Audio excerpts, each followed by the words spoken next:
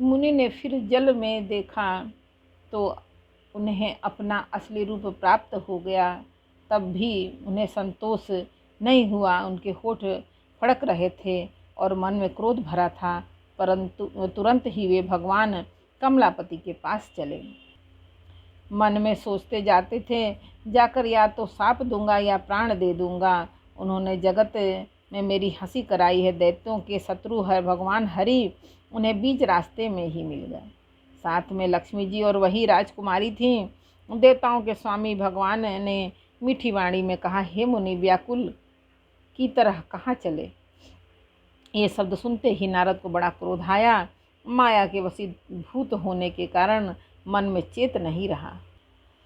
मुनि ने कहा, अब दूसरों की संपदा तुम दूसरों की संपदा नहीं देख सकते। तुम्हारे ईर्ष्या और कपट बहुत है। समुद्र मथते समय तुमने शिव जी को बावला बना दिया और देवताओं को प्रेरित करके उन्हें विषपान कराया। असुरों का मदिरा और शिव जी को विष देकर तुमने स्वयं लक्ष्मी और सुंदर कौस्तुभ मणि ले ली। तुम बड़े धोखेबाज और मतलबी हो, सदा कपट का व्यवहार करते हो।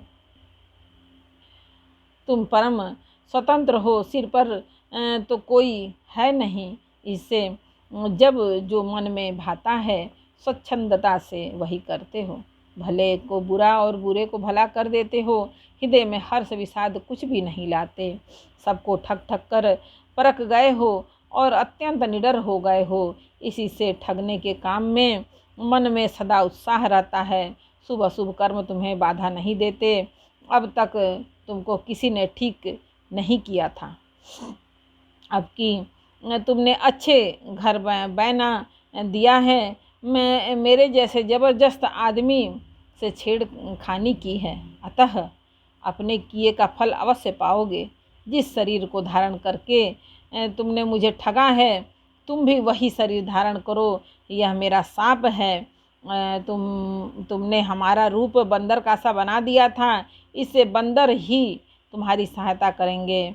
मैं जिस स्त्री को चाहता था उससे मेरा वियोग कराकर तुमने मेरा बड़ा अहित किया है। इससे तुम भी स्त्री के वियोग में दुखी होगे। सांप को सिर पर चढ़ाकर हृदय में हर्षित होते हुए प्रभु ने नारद जी से बहुत विनती की और कृपा निधान भगवान ने अपनी माया की प्रबलता खींच ली। तब भगवान ने अपनी माया को हटा लिया। तब वहाँ न लक्ष्मी ही रह गई, न राजकुमारी ही। तब मुनि ने अत्यंत भयभीत होकर श्रीहरि के चरण पकड़ लिए और कहा, हे शरणागत के दुखों को हरने वाले, मेरी रक्षा कीजिए। हे कृपालु, मेरा शाप मिथ्या हो जाए। अब दिनों पर दया करने वाले भगवान ने कहा कि यह सब मेरी ही इच्छा से हुआ है। मुनि ने कहा, मैंने आपको अनेक खोटे वचन कहे हैं, मेरे पाप कैसे मिटेंगे? भगवान ने कहा, जाकर शंकर जी के सतनाम का जप करो। इससे हृदय में तुरंत शांति होगी। शिव जी के समान मुझे कोई प्रिय नहीं है। इस विश्वास को भूलकर भी न छोड़ना। हे मुनि पुरारी, शिव जी जिस पर कृपा नहीं करते वह मेरी भक्ति नहीं पाता। हृदय में ऐसा निश्चय करके जाकर पृथ्वी पर विचरो। अब मेरी माया तुम्हारे निकट नहीं आवेगी।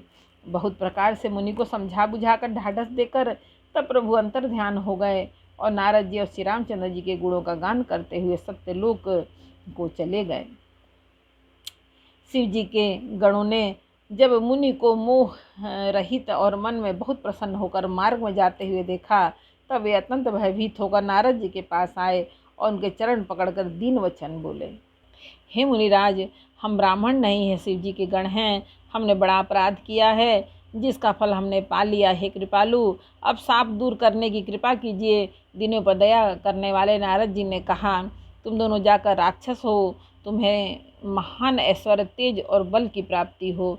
तुम अपनी भुजाओं के बल से जब सारे विश्व को जीत लोगे, तब भगवान विष्णु मनुष्य का शरीर धारण करेंगे। युद्ध में श्री हरि के हाथ से तुम्हारी मृत्यु होगी, जिससे तुम मुक्त हो जाओगे और फिर संसार में जन्म नहीं लोगे। वे दोनों मुनि के चरणों में सिर नवाकर चले और समय पाकर राक्षस हुए।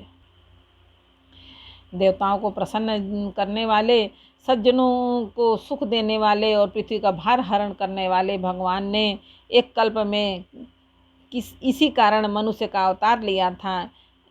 इस प्रकार भगवान के अनेकों सुंदर, सुखदायक और अलौकिक जन्म और कर्म हैं। प्रत्येक कल्प में जब जब भगवान अवतार लेते हैं और नाना प्रकार की सुंदर लीलाएं करते हैं, तब तब मुनीश्वरों ने परम पवित्र काव्य रचना करके उनकी कथाओं का गान किया है और भांति भांति के अनुपम प्रसंगों का वर्णन किया है, जिनको सुनकर समझदार विवेकी लोग आश्चर्य नहीं करते। श्री हरि अनंत हैं और उनकी कथा भी अनंत है। सब संत लोग उसे बहुत प्रकार से कहते सुनते हैं। श्री रामचंद्र जी के सुंदर चरित्र करोड़ों कल्पों में भी गाए नहीं जा सकते। शिव जी कहते हैं कि हे पार्वती, मैंने यह बतलाने के लिए इस प्रसंग को कहा कि ज्ञानी मुनि भी भगवान की माया से मोहित हो जाते हैं। प्रभु कौतुकी लीलामय हैं और शरणागत का हित करने वाले हैं। वे सेवा करने में बहुत सुलभ और सब दुखों के हरने वाले हैं। देवता, मनुष्य और मुनियों में ऐसा कोई नहीं जिसे भगवान की महान बलवती माया मोहित न कर दे। मन में ऐसा विचार कर उस महामाया के स्वामी प्रेरक श्री भगवान का भजन करना चाहिए। एक बार बोलो रामायण मैया की जय।